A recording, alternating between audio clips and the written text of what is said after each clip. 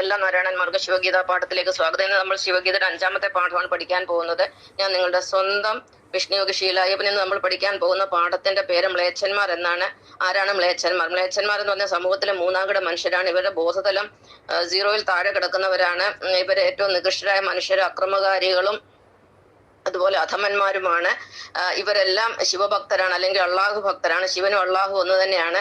ഇന്ന് നമുക്ക് ഭൂമിയിലെ പ്രധാനപ്പെട്ട ഇന്നത്തെ കാലത്തെ അല്ലെങ്കിൽ ഈ കലിയുഗത്തിലെ മ്ലേച്ഛന്മാരെ കുറിച്ച് പഠിക്കാം. ആരാണ് ഇന്നത്തെ മ്ലേച്ഛന്മാരെ നോക്കാം. ഒന്നാമത്തെ, കൊലപാതകം ചെയ്യുന്നവർ, കൊലപാതകികൾ. എന്നും നമുക്ക് കേൾക്കാൻ ഇഷ്ടംപോലെ കൊലപാതക ലോകത്ത് ഇത് ചെയ്യുന്നവരെല്ലാം മ്ലേച്ഛന്മാരാണ്. രണ്ടാമത്തേത്, ബലിദാതാക്കൾ. മനുഷ്യനെയും മൃഗങ്ങളെയും പക്ഷികളെയും ഒക്കെ ബലി കൊടുക്കുന്നവര്, അല്ലെങ്കിൽ കശാപ്പ് ചെയ്യുന്നവര്, മൃഗങ്ങളെയൊക്കെ നിഷ്കരണം കശാപ്പ് ചെയ്യുന്നവരെല്ലാം മ്ലേച്ഛന്മാരാണ്. മൂന്നാമത്തേത്, എല്ലാവിധ അനാചാര ദുരാചാര ആഭിചാരങ്ങളും ചെയ്യുന്നവരെല്ലാം മ്ലേച്ഛന്മാരാണ്. ഇവരാണ് കൈവിഷം, കൂടോത്രം തുടങ്ങിയ പരിപാടികളുമായിട്ട് നടക്കുന്നത്. ശബ്ദസംഹാര പൂജ, ഹോമ, ഈ കാര്യങ്ങളൊക്കെ ചെയ്യുന്നതൊക്കെ മ്ലേച്ഛന്മാരാണ്. നാലാമത്തെ, ഗോവധമാണ്. നമുക്ക് ഒരു ഉപദ്രവം ചെയ്താൽ നമുക്ക് ഉപകാരം മാത്രം ചെയ്യുന്ന ഒരു മൃഗമാണ് പശു. പശു എന്ന് പറയുന്നത് ഭൂമിദേവിയുടെ കാണപ്പെട്ട രൂപമാണ്. ഒരു കുടുംബം പുലർത്താൻ ഒരു പശു ധാരാളം മതി. അങ്ങനെ നമുക്ക് ഉപകാരം മാത്രം ചെയ്യുന്ന ഈ പശുവിനെ വധിക്കുന്നത് പഞ്ചപാപങ്ങളിൽ ഒന്നാണ്. ഇത് ചെയ്യുന്നവരൊക്കെ മ്ലേച്ഛന്മാരാണ്. അഞ്ചാമത്തെ, ചേലാകർമ്മ. സ്ത്രീകളിലും പുരുഷനിലും ലൈംഗിക അവയവത്തിന്റെ അഗ്രഭാഗങ്ങളൊക്കെ മുറിച്ചു മാറ്റുന്ന പ്രക്രിയയാണ്. ചോര ഒലിപ്പിക്കുന്ന, പീഡിപ്പിക്കുന്ന ഈ കർമ്മം ചെയ്യുന്നവരെല്ലാം മ്ലേച്ഛന്മാരാണ്.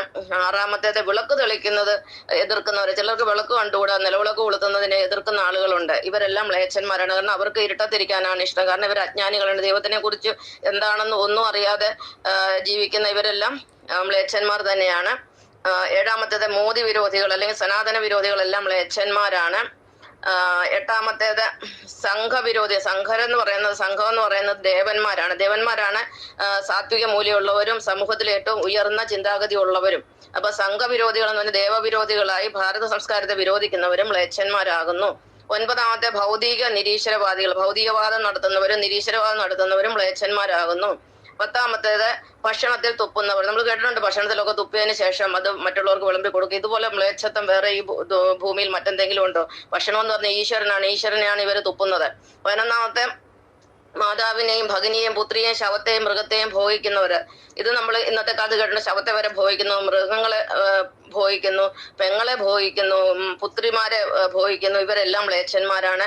അടുത്തത്, അന്യന്റെ മുതൽ ആഗ്രഹിക്കുന്നത്. മോഷണമൊക്കെ നടത്തുന്നവര്, വഞ്ചന നടത്തുന്നവര്, മറ്റുള്ളവരുടെ ധനം, മറ്റുള്ളവരുടെ സ്ത്രീ, മറ്റുള്ളവന്റെ പുരുഷൻ, മറ്റുള്ളവന്റെ ഭർത്താവ് അല്ലെങ്കിൽ ഭാര്യ, ഇവരെയൊക്കെ മോഹിക്കുന്നവരെല്ലാം മ്ലേച്ഛന്മാരാകുന്നു. 13ാമത്തെ, അശ്ലീലം പറയുന്നവരും അസഭ്യം പറയുന്നവരും കുറ്റം പറയുന്നവരും ഇത്തരം ആൾക്കാരെ നമുക്ക് സോഷ്യൽ മീഡിയ ധാരാളം കാണാം. ഇവരും മ്ലേച്ഛന്മാരാകുന്നു. ഇതാണ് ഇന്നത്തെ പാഠം. നന്ദി, നമസ്കാരം.